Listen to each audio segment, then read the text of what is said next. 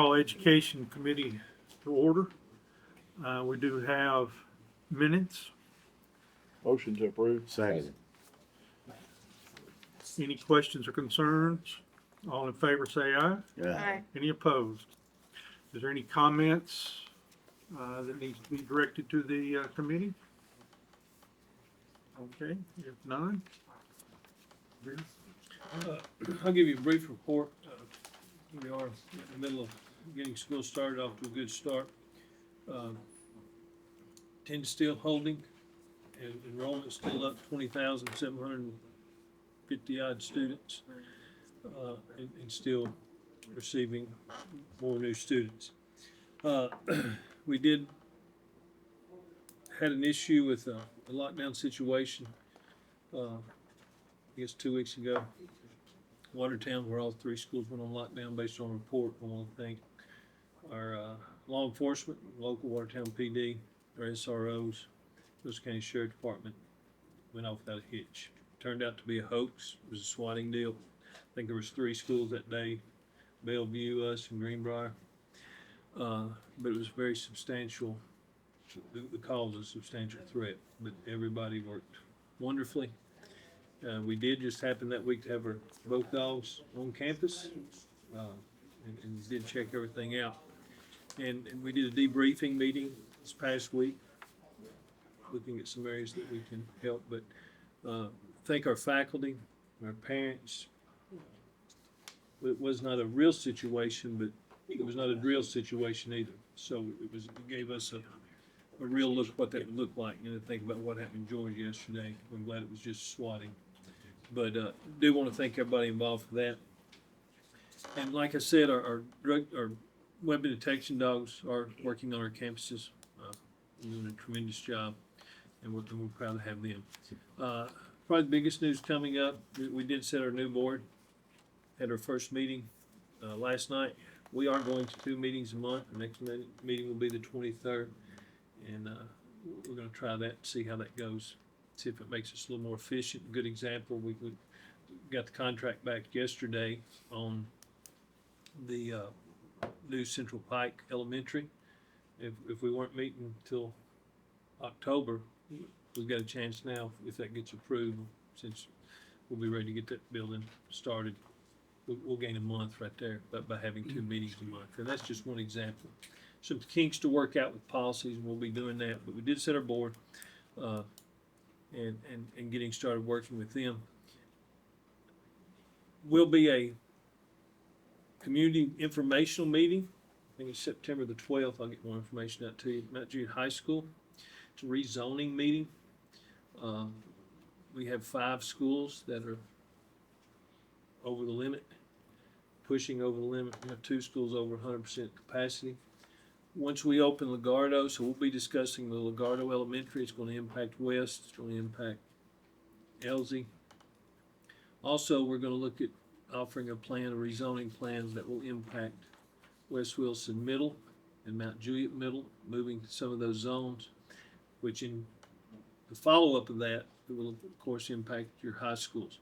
And talked last night with the board, stressing the importance of this zoning. Nobody will be happy when you rezone. I understand that. But we have to maximize our building space. I give this commission a lot of credit for what you've done. And to continue with what we've done and to get the bang for it, we've got to maximize building space. So this plan is going to allow us to level, and I think you'll be, if it's approved the way it's presented, really helps our elementary schools, gets our capacity where they need to be, helps our middle schools, and move some kids to a high school at Green Hill where there's room, and which will impact Mount Juliet. These are tough decisions, emotions get involved, but we have, for our building program to continue what we're doing, we have to maximize our buildings. And with that will be some transfer of teachers. We will work through that as that process. But what we're going to do on the 12th is present that. There'll be maps put up. There'll be a QR code where people can come in, they can scan the QR code, they can make any comment they want. We'll look at those comments, and then we plan on the 23rd presenting this plan to the board, and they will of course take it up to either vote or they could postpone. because these are big decisions. A lot of people wants to know how's it going to impact me and my family. But with the population growth we're getting, with all the new homes, rezoning is going to be a reality. And I hate to be the bearer of bad news, but you have to shift zones at times. Can I ask a question? Absolutely. What is the capacity of the new schools that you're building? Your elementaries are 1,000 student capacity. Your middle school is 1,500. Can you bump it up to 1,500 and 2,000? I Instead of doing, finding a spot and building a school every 5 years? Because they're it's not your fault, but they're coming. People are coming. They are, We're and not stopping it. we can look at it when you build schools, if that's how you want funding from a school administration issue. Nightmare. 1,000 student elementary school is a lot of kids. I mean, 1,500 student middle school is a lot of kids. You're seeing that around the country. Yeah, that's one way you can cut savings. You can go into Texas and you'll see some 3,000 student high schools. Talk to those people. That's why those people are leaving those and coming to Tennessee.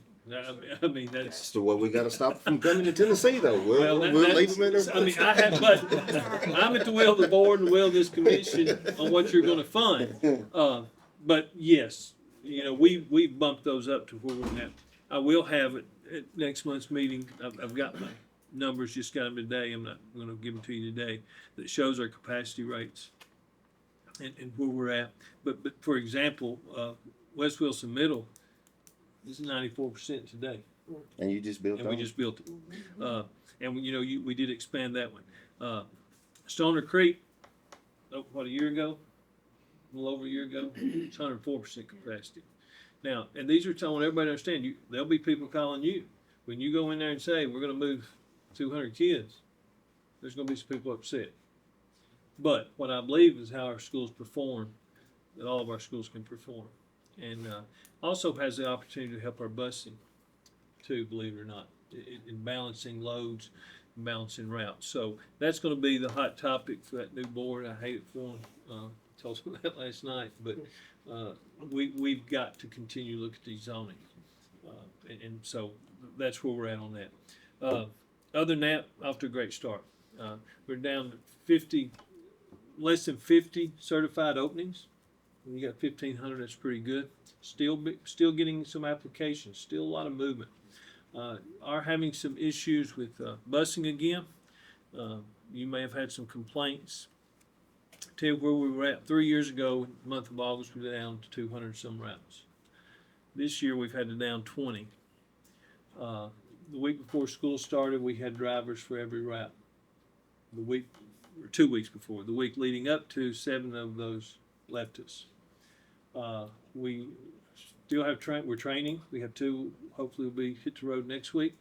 We have 2 more permits. We have about 5 to 7 drivers in training. We're still getting applications. Last week on Friday, had 19 drivers call out. The week before I had 16.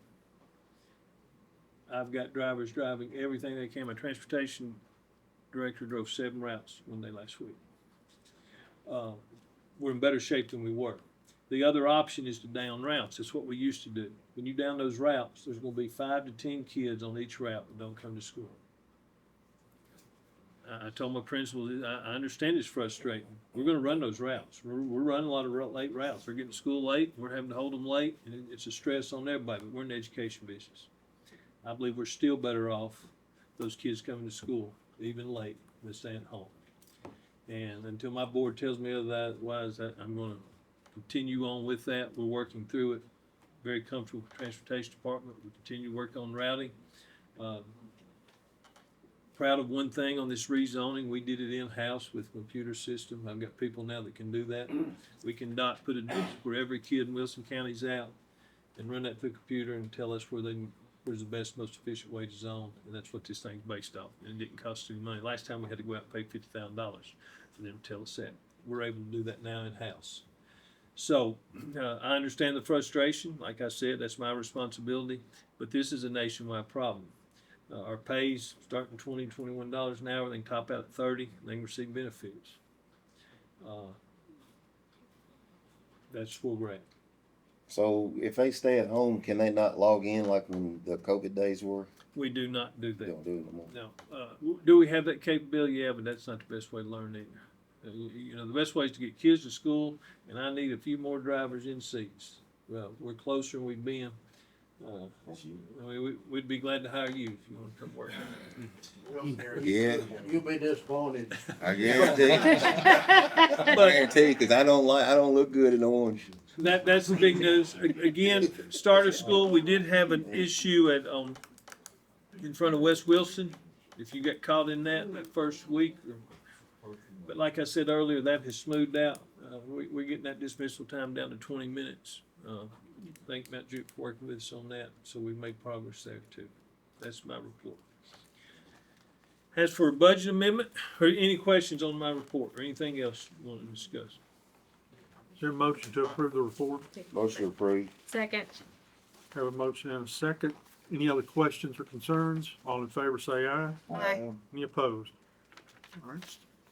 You do have the budget amendment 2025-02. This is for, it's quite a bit in here for general purpose school fund and extended school program fund. The first one you're gonna see is amendment adjust the special education budget for teachers receiving certification through UT Plays. Let me explain what that is.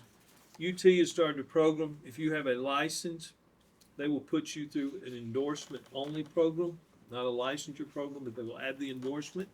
I think it's a total of about $1,750.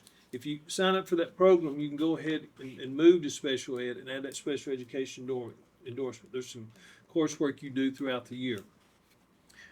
What's happened, that's our biggest problem area right now, is finding special ed teachers and EAs. But in the special education front, our contracted services is unbelievable, because if you don't have those students, you have to provide those services. So these companies coming out of COVID realized we'll hire these teachers, not pay them the benefits we pay, not pay them the retirement we pay, give them a little more cash, and we will hire them up, and then we'll contract out to schools. If you looked at our budget, we just keep going up contracted services. UT come in with this plan. So we've reached out and got 12 to 14 of our teachers that are certified teachers that have been with us that said, we'll add that endorsement. We're going to pay for it. If they don't finish the program, we're going to deduct it out of the paycheck. But we're going to go ahead and pay for that $1,800 up front to try to prevent from hiring contracted teachers. So we need to move some money to make that happen. Also, next you'll see pre-K. That 41,73400. Pre-K, of course, you do a budget, and then the time in pre-K, they're a few weeks behind, you have to move some money. So, reallocates the budget for voluntary pre-K. The next one's in travel, the description's travel, and we've had these travel line items, they told me forever, but we've got some guidance from Comptroller's office. They want us to reallocate that and move that to take it out of instruction. We've been doing instruction, so this is what we're doing, increasing couple travel, decreasing a couple based on where it was at. So I'm asking to do that. The next one, we're reallocating the tutoring budget to better meet the needs. Tennessee All-Core was kind of grant money that we had, went away. Now we're having to pick that up, and we're getting ready to start our tutoring program, and we're needing to make some moves there and make some adjustments. Moving that from the instructional materials to better be able to take care of our tutoring program. Next, we have just academic budget. We're reallocating some academic money that aligns with actual expenditures in services specifically. The next one, we're asking to reallocate the transportation budget for new software and tablets. Let me explain that one. In working with Mr. Hardaway, one of the things that we're looking at, previously you had a state law or a state guideline that they would not allow you to use a tablet for the bus driver. Now they've changed that. We're going to put tablets in our buses on the routes. one of the complaints that we get a lot, well, why is my route always down? Why can't you rotate that? Well, there's a safety measure of putting people on routes that they're not used to, don't know where the stops are at. This might make that available, I'm not gonna promise that, but this will put all of our routing right there with the bus. If you got a sub bus driver, he knows where to stop, tells him, talks to him, tells him when to stop, be ready to stop. I'll tell you where that eventually goes. Part of the safety measures in schools is working on how to handle bus situations. We will, with this system, we will eventually be able, that card will tell us who's on our bus, when they got on, where they got off, where they're sitting on that bus, the whole 9 yards. So to make that happen, Mr. Hardaway really wanted to do this. We're asking to move transportation equipment. That's where we usually buy our buses. We still keep our buses up. But we're asking to move that money so we can get this GPS new software system up and going this year. The next one, I am requesting designated fund balance move, $2.6 million. What we're asking to do there, and the reason we are asking to do that out of fund balance, is roofing at Tucker's Crossroad and W.A. Wright. In desperate need, it's been on our list, so we're going to take care of them this year. Also repairing a Mount Juliet middle gym floor. Also starting a rotation of parking lot repairs, something we never do. We're includes looking at, we're going to pick a couple schools a year and start putting that in our budget. And also some needed maintenance equipment, and we're going to start looking at playground equipment. We're going to have a company come in here, I think they'll be here next week, and they're going to give us a report of where we're at on all of our playground equipment. That is a huge deal, these elementary schools keeping that up, and have finally been able, using some fund balance money, we think we can work within our budget. We want to get these all on a rotational. You've seen us do like our tracks, we started that, tennis courts, all these things that we build, we are trying to handle that within our budget on the maintenance. And so we're asking to take that out of fund balance to do that. Lastly, we have, or no, not lastly, but the next one is a maintenance move. We've had three maintenance positions up. We're not getting any applicants. Part of our safety plan too is these card systems. When you take 23 schools, if you can imagine every door that's carded, just the maintenance on that, it is continuous. It's every time I go into school where somebody's having to work on that's just the nature of it. So we're having trouble finding maintenance workers, but we don't have trouble finding IT.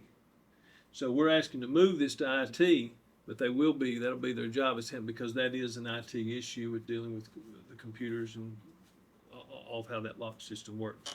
So we're asking just to move that from line item from maintenance to take care of a new position. It's not a new, it is a new position in technology, but we're moving it from maintenance. It has no impact on the budget. It's just a direct move. Then we had a little leftover money in public safety grant, $5,000 carryover. We're wanting to get that, so we'll put that in our safety and continue to use that. And finally, TLC, our extended school program, we've expanded that at a couple of sites, and they are in need of some cameras. And to do that, we're asking to move that out of their furniture and fixture line item. Of course, that is a self-contained, that they pay for themselves, but we're wanting you to know, asking you to move that money. That's all I have. I know it's a lot, but that's what I have to know. Motion to approve. Second. We have a motion and a second. Is there any questions or concerns about any of it? All in favor say aye. Aye. Any opposed? All right. Is there any other business that needs to come before the Education Committee? Motion to adjourn. Second. Thank you.